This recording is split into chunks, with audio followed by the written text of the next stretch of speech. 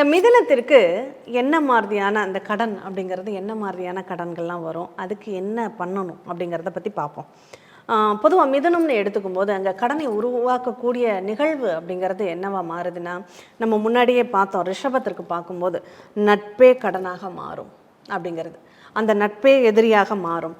அப்போது நண்பன்கிட்ட கடன் கொடுத்தோம்னா அந்த மிதுன லக்னம் மாறும்போது அந்த நண்பன் விரோதியாக தான் மாறுவோம். கடன் பணத்தை தரல, ஏன்டா தரலன்னா அவன் சண்டைக்கு வருவான், திட்டுவான், பேசுவான், மிரட்டுவான், எல்லாமே தர முடியாதவனால என்னடா செய்ய முடியும்னு கேட்பான். அப்போ நமக்கு கோவம் வருமா, நம்ம பேசுவோமா, கைகலப்பாகுமா, அதுதான் அங்கே பிரச்சனையே. அதனால தான் இந்த ரிஷபத்திலேயே நீங்கள் ரொம்ப உஷாராக இருங்க அப்படின்னு எச்சரிக்கிறதுக்காக தான் இந்த ஏல்பி லக்னம் அப்படிங்கிறதே மாற்றம் அவ்வளோ அழகாக நம்ம கண்ணு முன்னாடி அந்த காட்சிகளை உருவகப்படுத்தும் போது ரொம்ப ஈஸியாக புரிஞ்சுக்க முடியும். அதனால் இந்த கடன் அப்படிங்கிறது இங்கே நட்பாக வரும் அப்படிங்கிறத புரிஞ்சுக்கோங்க.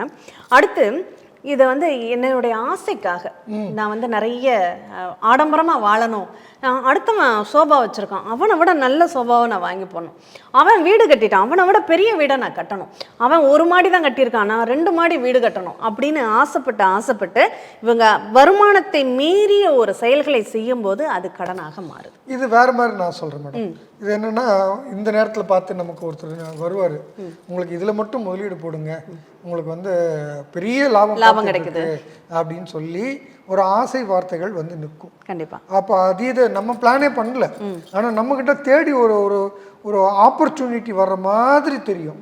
இதை தான் நல்லா கவனிச்சுக்கணும். இந்த ஆப்பர்ச்சுனிட்டி உண்மையிலேயே உங்களை தேடி வருதுன்னா நீங்கள் 1க்கு 10 தடவை யோசிக்கணும். இதை யோசிக்கிறது லாப நோக்கத்திற்காக உங்ககிட்ட இல்லாத பணத்தை நீங்கள் முதலீடு பண்ண சொல்லி ஒரு திட்டம் வரும். நீங்கள் உடனே நிறைய பார்த்துருக்கேன் சார். இப்போ சமீபத்தில் 1 லட்சம் ரூபாய் கொடுத்தா போதும் மாதம் 20,000 பணம் வரும் அப்படின்னு சொல்லி ஒரு ஸ்கீமை கொண்டு வந்திருக்காங்க. இதுல என்ன நடந்தது, நிறைய பேர் ஏமாந்துருக்காங்க.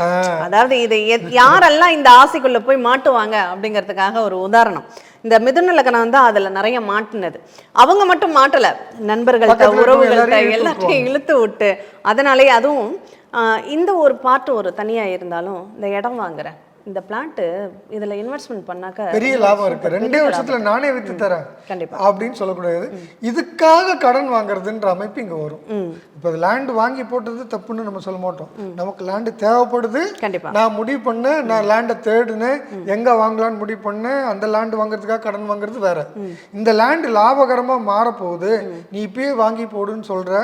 இந்த லேண்ட் பர்ச்சேஸ் இதுல 8 வழி சாலை வருது, 4 வழி சாலை வருது, இதுல மெட்ரோ ரயில்வே பாலம் வருது, அதனால இதனுடைய ரேட்டு எங்கேயோ போகுது அப்படிங்கிற மாதிரி எல்லாம் ஆசை வார்த்தைகளை காமிச்சு அதை நம்பி, என்கிட்ட பணம் இருக்காது ஆனா இந்த ஆசை வார்த்தைகளை நம்பி கடன் வாங்கி போட்டா 1 வருஷத்துல டபுளா மாறிடும்ல, கட்டிட்டு மிச்சம் எனக்கு பல்கா அமௌண்ட்டும் நிக்குமே அப்படின்னு ஆசைப்பட்டு பணத்தை இழந்தவர்கள் அதிகம். உங்க தேவைக்காக நீங்க லேண்ட் வாங்குறீங்கன்னு போது லேண்ட் வாங்கணுன்ற முடிவு நீங்க எடுத்தீங்க, அதுக்காக நீங்கள் தேடும்போது அது 4 வழிச்சாலை பக்கத்தில் இருக்குது, 8 வழிச்சாலை பக்கத்தில் இருக்குன்றது நல்ல விஷயம், நான் தப்புன்னு சொல்லலை. ஆனால் நான் தேடவே இல்லை, லேண்ட் வாங்குற ஐடியாலே இல்லை. ஆனால் அந்த நேரத்தில் வர வாய்ப்பு அது வாய்ப்பான்னு பாருங்கள். இதில் என்னென்னா, இந்த மிதுன லக்னக்காரங்களுக்கு இந்த வீடு லேண்டுன்றது இயல்பாகவே அவங்களுக்கு அந்த தாட்டே அதுக்குள்ளே தான் போகும், உணர்வு அதிகமாக இருக்கக்கூடிய ஒரு காலகட்டம். ஆசை வார்த்தைகளில் மயங்கக்கூடிய தன்மை, ஏமாறக்கூடிய தன்மை இந்த 5-12 சம்மதமும் இங்கேயே இருக்குன்றதுனால அது கடனுக்கு காரணம் பேராசையாகவும் இங்கே அமையும். கண்டிப்பாக. அதே மாதிரி பிள்ளைங்க, நான் தான் கஷ்டப்பட்டுட்டேன், என் பிள்ளைங்க கஷ்டப்படக்கூடாது, என் பிள்ளைங்களுக்காக நான் கடன் வாங்கி ஒரு செயலை அவங்க ஆசைப்பட்ட சூழ்நிலைகளை நான் அமைச்சு கொடுக்குறேன் அப்படிங்கிற எண்ணமும் இங்கே அதிகமாகவே இருக்கும். கரெக்ட். இப்போ இன்னொரு முக்கியமான நிகழ்வு இங்கே என்னென்னா, இந்த வருமானம் நிலை இல்லாத தன்மை இங்கே இருக்குது. இதுவும் ஒரு முக்கிய காரணம். இப்போ வருமானம் ஸ்டேபிளாக இல்லாதவங்க கடன் வாங்கவே கூடாது. இதில் இன்னொரு விஷயத்தையும் பதிவு பண்ணணும் சார். சொந்தமாக தொழில் செய்கிறேன், தொழில் செஞ்சு நான் நிறைய லாபத்தை அடைகிறேன்னு கண்டிப்பாக மிதுன லக்னம் இறங்கிடாதீங்க. இது ஏற்கனவே பல வீடியோஸில் பேசின விஷயம், பதிவு பண்ண விஷயம். 4 கார்னரில் இருக்கிற லக்னங்கள், உபய லக்னங்கள் தொழில் தொடங்கினா அது நட்டத்தில் தான் போய் நிற்கும். ஒரு புதக்குழி மாதிரி வருமானத்தை இழுத்துக்கிட்டே இருக்கும். இப்போ இங்கே சந்திரன் 2ஆம் பாவக அதிபதியாக இருக்கிறதுனால இந்த வருமானத்தில் நிலையற்ற தன்மை இருக்கிறதுனால இப்போ தேவைகள் இருக்குது ஆனால் காசு இல்லை அப்படின்ற நிலை வரும்போது அந்த காசை கடனாக வாங்கி அந்த செலவை சமாளிச்சுட்டு வருமானம் வந்தோடனே கடன் அடைக்கிறேன் அப்படின்னு போய் நிற்கிறது இவங்களுடைய பழக்கமாக இருக்கும். ரொட்டேஷனுக்கு காசு அழகாக கிடைக்கும், ஆனால் சம்பாதிக்கிற காசு ஒழுங்காக வராது. அப்போ ரொட்டேஷனுக்கு காசு வாங்குறத இருக்கக்கூடாது. ஒரு செலவு காசு இல்லைன்னா செலவு பண்ணக்கூடாதுன்னு தெளிவாக நிற்கணும். இந்த ஒழுக்கம் திரும்ப திரும்ப நான் இன்சிஸ்ட் பண்ணுவேன்.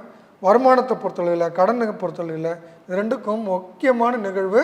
இதை சரி பண்ணக்கூடிய நிகழ்வு எங்கே இருக்குன்னா 5ஆம் பாவகம் ஒழுக்கம். பண ஒழுக்கம்ன்றது ஹேபிட். உங்களுக்கு விரயம் பண்ணக்கூடியது ஒரு பழக்கம். பாருங்க, நம்ம பார்த்த உடனே பர்ச்சேஸ் பண்ணி ஆகணும். எனக்கு சம்பாத்தியம் இருக்குது, இல்லை அது நாளைக்கு தான் தரேன்னு இருக்காங்க, சாந்தி தேவி மேடம் எனக்கு தர வேண்டியது இருக்குது, அது தருவாங்க அப்படின்னு நம்பி நான் இறங்கக்கூடாது. கண்டிப்பாக யாருமே இன்னார் தருவாங்க, இவ்வளோ வரப்போகுது, நாளைக்கு வரப்போகிறத நான் இன்னைக்கு கடன் வாங்கி செலவு பண்ணுறேன்னா நாளைக்கு வரப்போகிறது வராமல் நிற்கும். நீங்கள் செலவு பண்ணது தான். கண்டிப்பாக இப்படி தான் இந்த லக்னம் பொதுவாக மாட்டும். கண்டிப்பாக கடனில் போய் மாட்டுறதுக்கு முக்கியமான காரணம். நிச்சயமாக இந்த மிதுன லக்னம் இந்த கடன்லேருந்து நான் விடுபடணும், எந்த தெய்வத்தை நான் வழிபாடு பண்ணலாம், நம்ம சேமிப்பு எப்படி பண்ணணும் அப்படிங்கிறத சார் சொல்லிட்டாங்க. நம்மளுடைய செய்கைகளே நம்ம பரிகாரங்களாக மாற்றிக்கொள்ள முடியும் அப்படிங்கிறது தான் இதில் நம்ம அட்சயலக்கண பദ്ധதி வழிபடுத்தக்கூடிய ஒரு நிகழ்வு. ஏன்னா அது பரிகாரங்கிறது தனியாலாம் கிடையாது. நம்மளுடைய தேவைகளை நம்ம எங்கெல்லாம் மிச்சப்படுத்தணும், எங்கெல்லாம் செலவழிக்கணும், எங்கெல்லாம் கட்டுக்குள்ளே வச்சுக்கணும், எங்கெல்லாம் நம்மளை மீறி நடந்துடக்கூடாது அப்படிங்கிறத ஒரு புரிதலை இது கண்டிப்பாக உங்களுக்கு உணர்த்தும். அதுதான் பரிகாரமே, வேறு ஒன்றும் இல்லை. ஆனால் அதை தாண்டி இல்லைங்க எனக்கு ஏதாவது ஒரு வழிபாடுகளை சொல்லுங்கள் அப்படின்னா, நீங்கள் எங்கேயாவது நீர்நிலைகளுக்கு அருகாமையில் உள்ள மாரியம்மன் கோவிலுக்கு போங்க. அங்கே அபிஷேகம் செய்து அந்த அம்பாளை வழிபட்டு மாவிளக்கு போட்டு தீபம் ஏற்றி வழிபாடு பண்ணுங்க. அது கொஞ்சமாவது அந்த ஒவ்வொரு தடவை கோயிலுக்கு போகிறப்பவும் இங்கே உங்களுக்கு ஒரு சேமிப்பை நீங்கள் எடுத்து வீட்டில் வச்சுட்டு உண்டியலில் முன்னாடி காசு போடுறத பற்றி பேசினாங்க. அந்த மாதிரி காசை போட்டுட்டு இப்போ கோயிலுக்கு போனால் உண்டியலில் காசு போடுவோமா போட மாட்டோமா சார்? போடுவோம்ல. அதையே நம்ம வீட்டில் போடக்கூடாது. தினம் நீங்கள் கோயிலுக்கு போகிறீங்க, காசு போடுறீங்கன்னு நினச்சி நீங்கள் வீட்டில் அந்த செயலை தொடர்ச்சியாக செய்யுங்க. அதுதான் உங்களுக்கான பரிகாரம். கட்டாயம். அதே மாதிரி இன்னொரு பரிகாரமும் இங்கே சொல்ல வேண்டியிருக்கு. கையில் காசு வந்தால் முதல்ல முதலீடு போட்டுடணும், விரயம் பண்ணக்கூடாது. நமக்கு இங்கே இவ்வளோ வருஷமாக நம்ம சம்பாதிச்சோன்னா 30 நாள் உழைச்சோம், சம்பாதிச்சோம், இல்லை தொழில் பண்ணோம், காசு எடுத்தோம், முதல்ல வீட்டுக்கு கொண்டு வந்து சாமி முன்னாடி வைக்கிற பழக்கம் இருந்தது. இப்போ எல்லாமே கையில வர மாட்டேங்குது. பேங்க்ல இப்படி வந்தா இப்படி போயிடுது, கார்டுக்கு டைரக்டா போயிடுது, அக்கௌண்ட்டுக்குள்ளார டைரக்டா போகுதே தவிர வீட்டுக்கு காசு வர மாட்டேங்குது. அப்போ காசு முதல்ல வீட்டுக்கு கொண்டு வர்றதும் சாமி கிட்ட வச்சுட்டு அதுக்கப்புறம் அதை ஒரு முதலீடாக போடுற பழக்கத்தை கொண்டு வந்து முதல்ல பழகுங்க. இது அதே மாதிரி பணம் கொடுக்கணும்னு நினைக்கிறீங்க, அதை ஒரு செக் பாயிண்ட் யாராவது வச்சுக்கோங்க. முடிஞ்சால் அம்மா இருக்காங்க அப்படின்னா அம்மா கையில் கொடுத்து வைக்கலாம் காசு. கண்டிப்பாக. ஏன்னா இந்த இடத்துல அம்மா உங்களுக்கு ரொம்ப சாதகமாக இருக்கக்கூடிய ஆளாக இருப்பாங்க. அவங்க கையில் கொடுக்குற காசு சேஃப்டியாக இருக்கும். ஒரு செலவுக்கு கணக்கு சொல்லிட்டு தான் அம்மாட்ட காசு வாங்கணும் அப்படிங்கிற அமைப்பை நீங்கள் வச்சுக்கலாம். இல்லை அம்மா இல்லாத பட்சத்தில் மனைவியே அம்மாவாக நீங்கள் பாவிச்சுக்கிட்டு செய்யணும், இந்த செயலை செய்யணும். நீங்கள் எடுத்து செலவு பண்ணக்கூடாது. செலவுகளை எனக்கு 4 பேர்கிட்ட பதில் சொல்லி தான் நான் செலவு பண்ணணும் அப்படிங்கிற அமைப்பு நீங்கள் உருவாக்கி வச்சுக்கணும். கட்டாயமாக கிரெடிட் கார்டு இருக்கக்கூடாது. கிரெடிட் கார்டு இருந்ததுன்னா நீங்கள் கண்ணாமின்னு தான் செலவு பண்ணுவீங்க. செலவு பண்ணி முடிச்சுட்டு அப்புறம் கடனாளியாக மாறிட்டேன் அப்படின்னு சொல்கிறதுல எந்த அர்த்தமும் இல்லைங்க. கிரெடிட் கார்டு இருந்தால் ஒரு போவாங்க, ஒரு ஷாப்பிங் மால் போகிறாங்க, பார்த்த உடனே ஸ்வைப் பண்ணிடுறது. கண்டிப்பாக அந்த மாதிரியான ஒரு சூழ்நிலை, அது நம்மளை அறியாமல் நடக்கக்கூடிய ஒரு விஷயம். அந்த நேரம் மகிழ்ச்சிக்காக செய்யக்கூடிய ஒரு விஷயம் உங்களுக்கு கடனாக மாறிடும். அதனால் அதை தவிர்த்துக்கோங்க.